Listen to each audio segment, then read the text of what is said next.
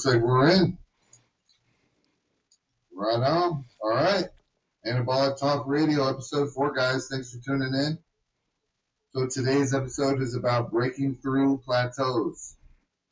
You know, we all go through it. We all grow to a point where we stop and we have to change up our routine in order to move forward with our gains. Some people call it muscle confusion.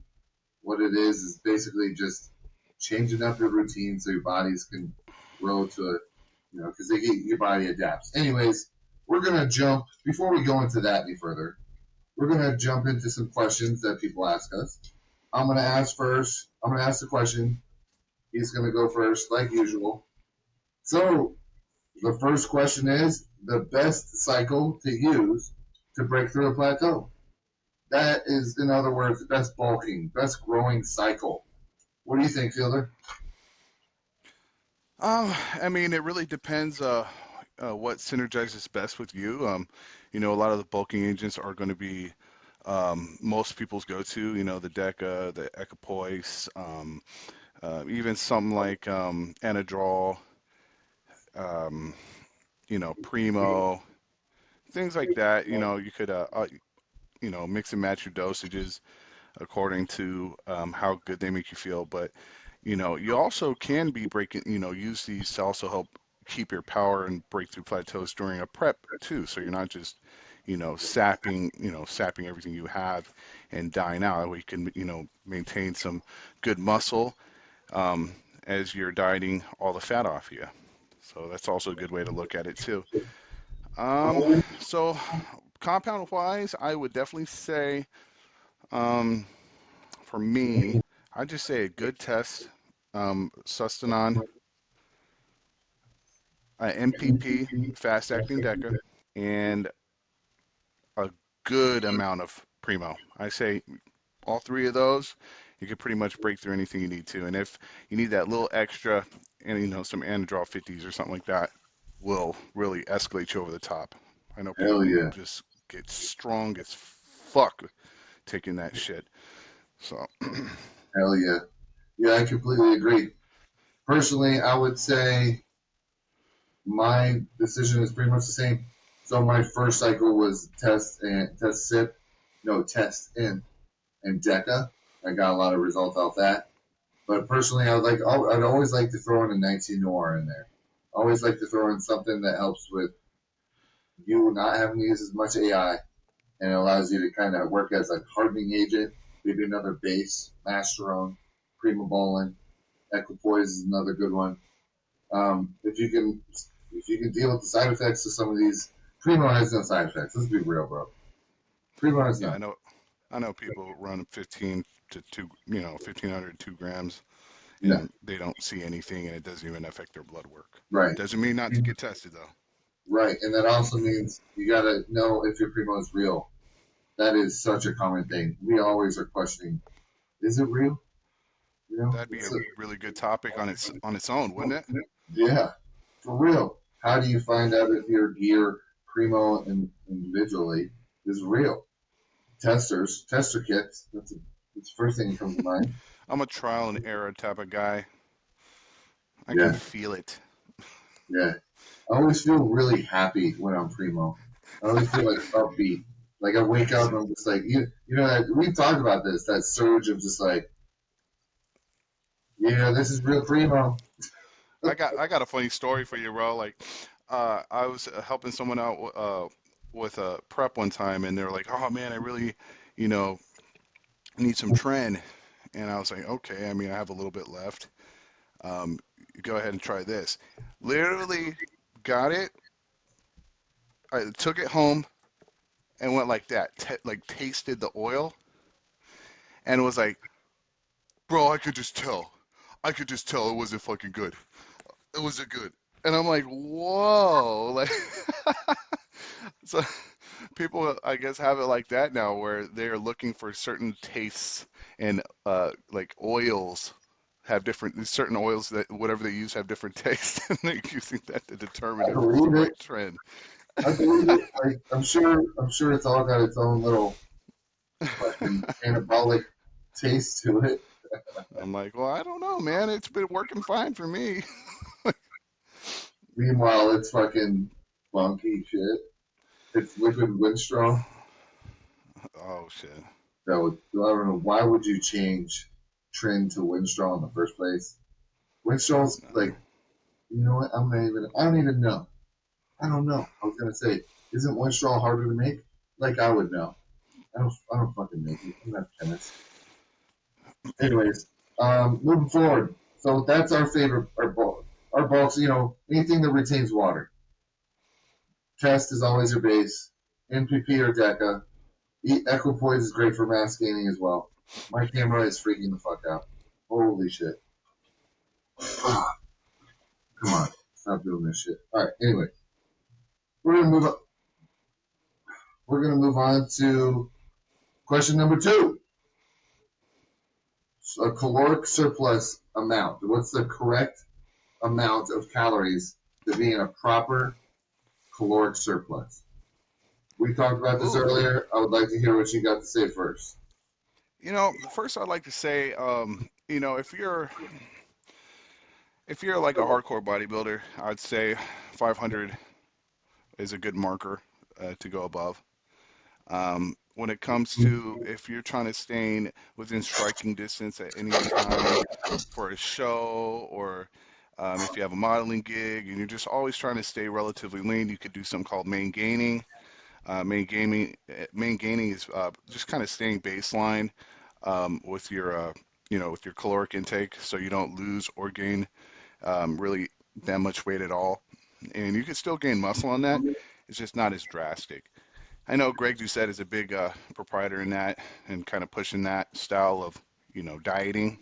Um, but I like to get a little fluff over my abs. I don't mind that in the off season. At least it makes me feel a little bit fuller going into my prep, and I kind of hang on to a muscle a little bit longer. In That's just other how I words, personally ladies and feel. gentlemen, he doesn't like to do what I do, where I go full on grizzly bear,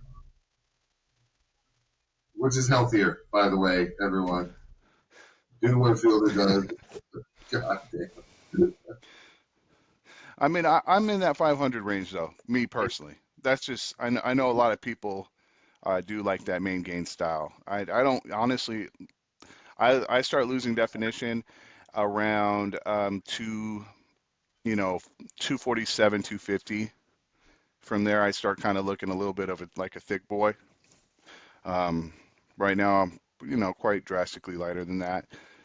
So, I mean, everybody got their own style. I definitely think you should be eating. I was just watching a really good little shorter with Ronnie Coleman and how he didn't start releasing size as gifted as he was until he started pumping his protein intake to 10 to 12 ounces of boiled chicken breast or grilled chicken breast, a day or excuse me, per meal.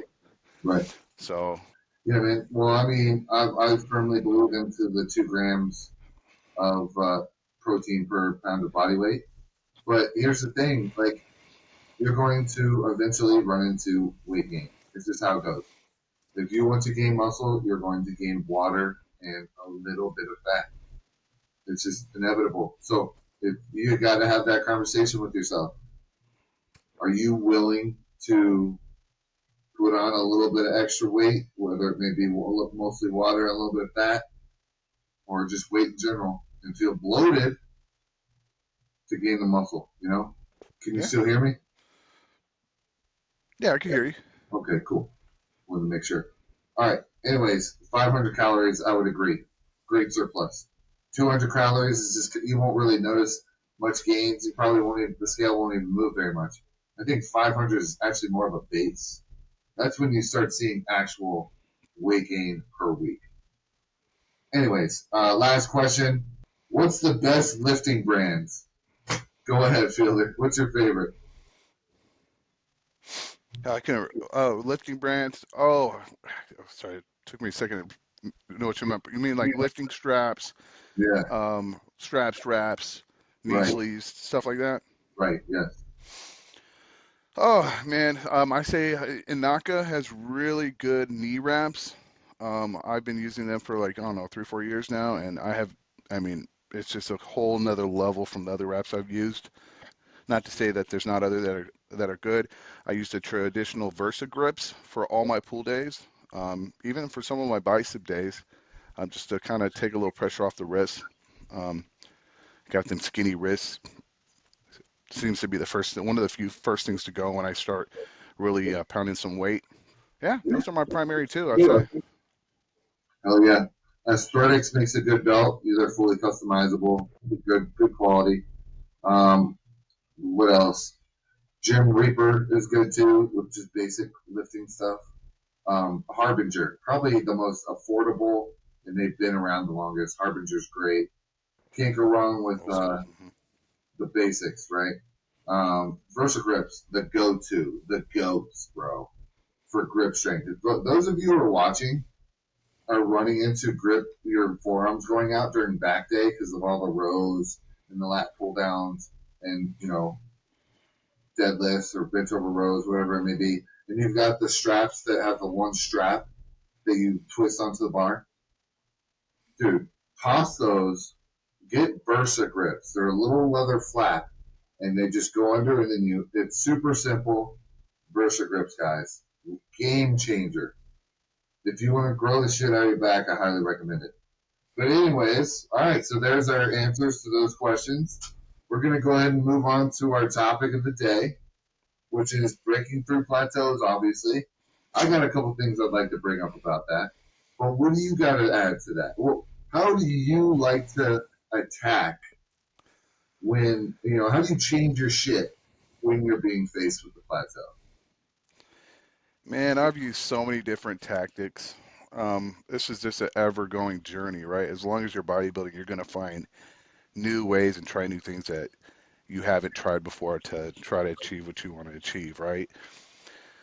So, man, I'd say I've used kind of the method of just always sticking to like a, let's say I'm just trying to break through a bench press, right?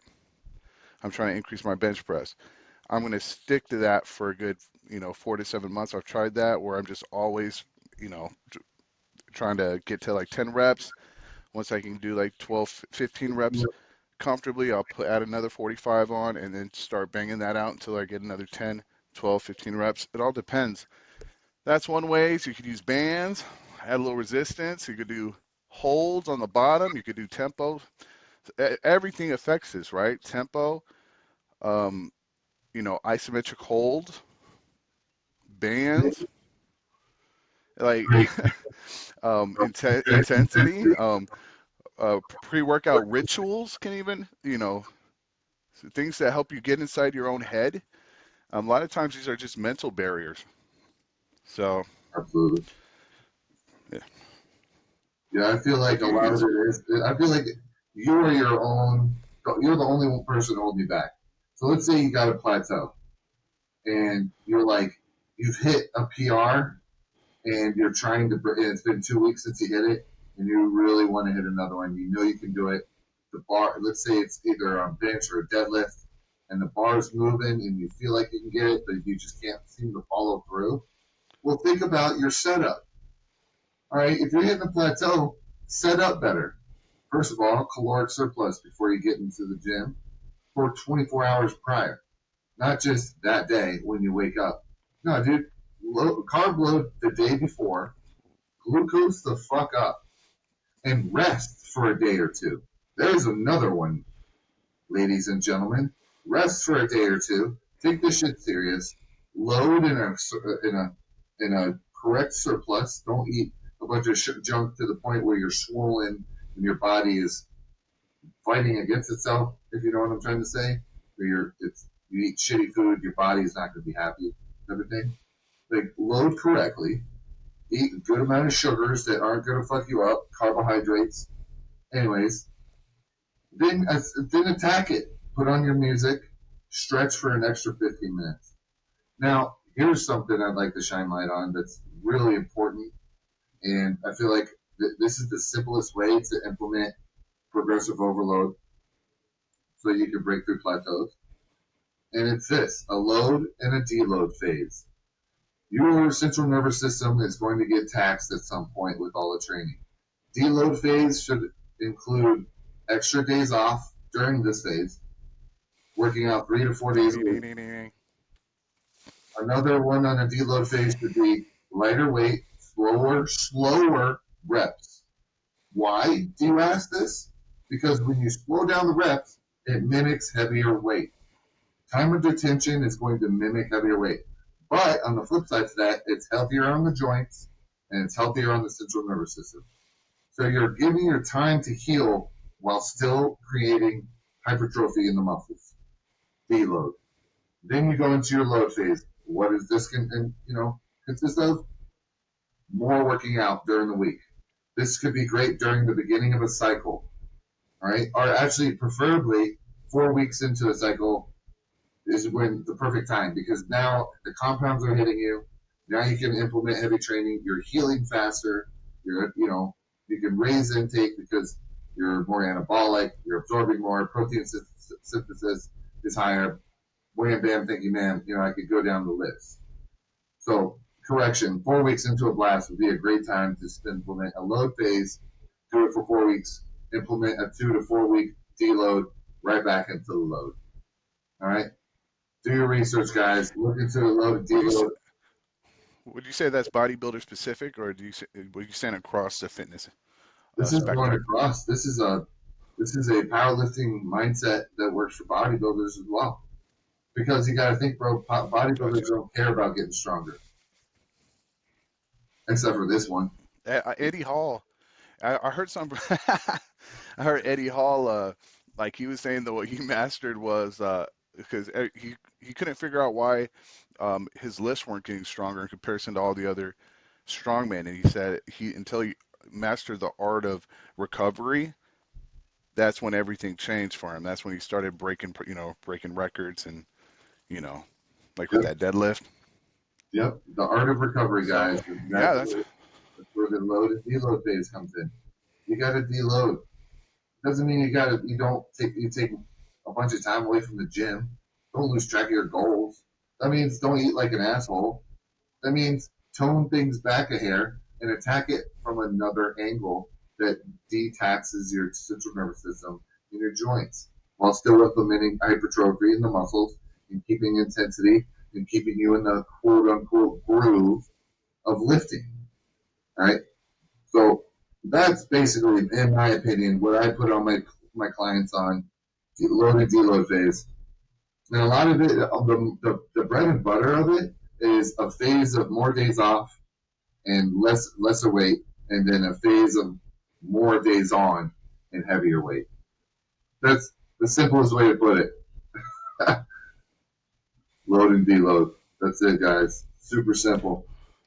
also kind of messing around with your range of motion, right? Making sure maybe like something as simple as making sure you're getting better stretch and you have more power on the bottom portion of your Oh, lift dude. Yeah. versus So it's true. like there's so many things, right, man? It's like Yeah. holy shit, it's such a broad thing. Well, if you're at that point when you're doing stretch, like when you're going deeper in a set, whether a bench or a deadlift or squat, you're creating a stretch factor, which turns into the rubber band effect. All right, you want to be able to be so tight yet let because you want to be tight while lifting. Loose is not the thing. You should want to be tight so everything fires correctly and everything's holding tight. A lot of people think they need to stretch out and loosen up, and you know where when it comes to heavy lifting and being strong, you kind of want to be a little tight. And this is all opinion. This is not something that a guru told me. This is from my personal opinion, coming from a dude who can lift No, a good amount of weight. this is legit. That's legit, bro. It's like Yeah. you just want blood in there. For strength training, you just want blood. You don't want to do any ballistic or static stretching No, really before no, workout. I'm not looking for range of motion. But if you practice your range of motion, when you're tight, you will be able to. So let's say I'm benching and holding in the hole on my deload phases, and then I'm, a 4 second hold, bar on the chest for bench on my deload. What's that going to help me with my load? Well, it's going to allow me to be more explosive when I'm in a deficit, right? That's all they're doing, and all that is stretching. You're stretching out that pec muscle for range of motion so you can get better when it's at its most deficit most weakest point of the movement. So stretching is great, but being tight is great too. It's kind of cool how they kind of work synergistically, you know. And me Definitely. personally, squats, fuck. I like to be tight as a motherfucker for squats, bro. I already know. Yeah, like I I like to be. already I'll know, go on man. that shit like loaded with. I'll be pre-exhaust my shit, and I almost do better. It's because there's blood. I'm tight. My quad. I can barely flex my quad. Once I get that weight under me, I'm like I'm more. I don't feel my knees as much. My hips are firing better. Lower back is warmed up. You know, it's interesting how it works. Yeah, But definitely. I feel like food is the biggest thing, bro. If you're working out great and you go through a proper deload and load, you're not going to go anywhere unless you're manipulating calories with it, bro. You gotta manipulate calories. Is there any natty subs that you would recommend to help breaking through that plateau? Right, there was great question. So for those watching, I know Fielder probably already has a list of shit to name off, but just because he's asking me, I'll list some things that I prefer, especially to give to my natural clients. Natural test boost is great. Now, people argue that it doesn't do anything. Here's the thing, ladies and gentlemen. Whatever you can take that's natural, and when I say natural, meaning it's just derived from plants and things from the earth. I'm not talking about chemical substance. I'm talking about natural test boosters here. If you take that, it's natural shit. It's not fucking with your heart or your liver enzymes. It's not messing with lipids, red blood cell count. You know, why not get the edge? Why not? If you got the money, put it towards it. It'll give you the edge. If you wake up with a harder boner every morning because of it, then why not? Dude, that means you're waking up with a harder boner. It's better than a softer boner.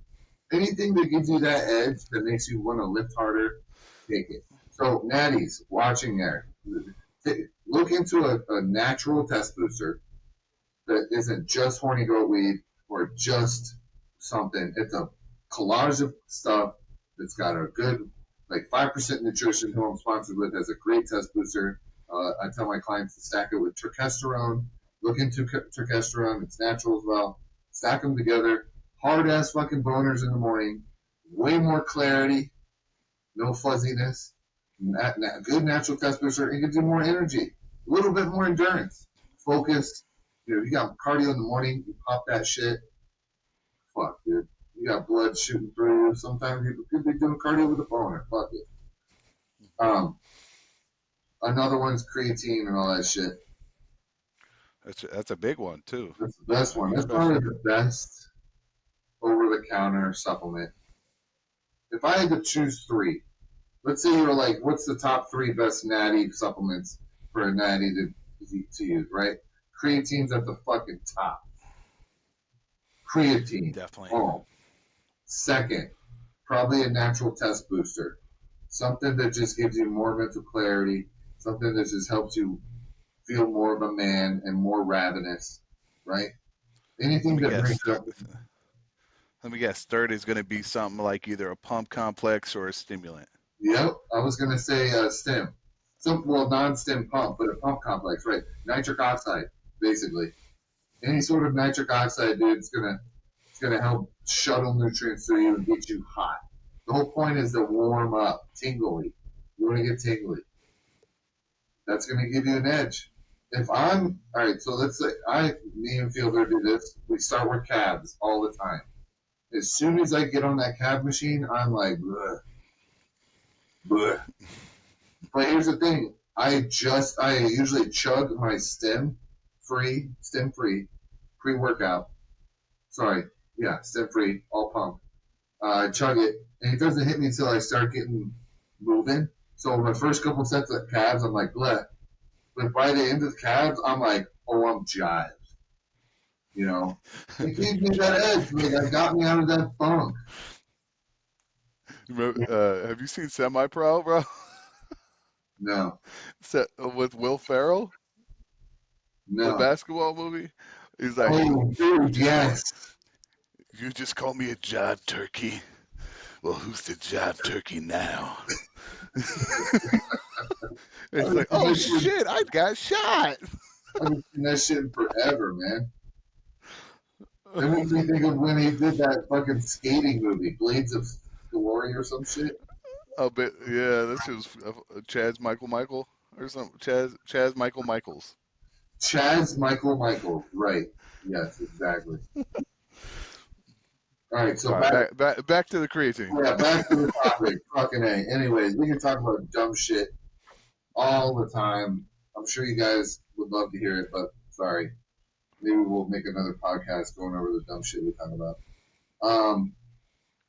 Okay, so breaking through plateaus. We basically covered all the fucking corners on that shit, bro. But something that we want to start doing, and it's going to help you guys get ready for the gym. We're going to do a pre-gym motivation type thing, so just to help you guys get your head in the game, right? So what we want to do is we want to figure out what we're doing before we get in the gym, right? We want to figure out what day it is before we walk into the gym. Don't just walk in and be like, I don't know what I'm hitting today. If you're listening to this right now, everybody, do me a favor and start thinking about what you're hitting in the gym that day. And then if you figure it out, think about what you're doing the next day. And then the next day. And stick with it. Stop skipping legs. Fuck. And so many people are like, well, I was supposed to do legs, but I think I'm going to do something else. Bitch, just do fucking legs. Put it in the beginning of the week, guys. If it's not Monday, put it on Tuesday. That's where ours is, and that's where it's gonna stay. Yeah, like, um, hold on one second. Your screen just went dark on me. Can you hear me? I can hear you.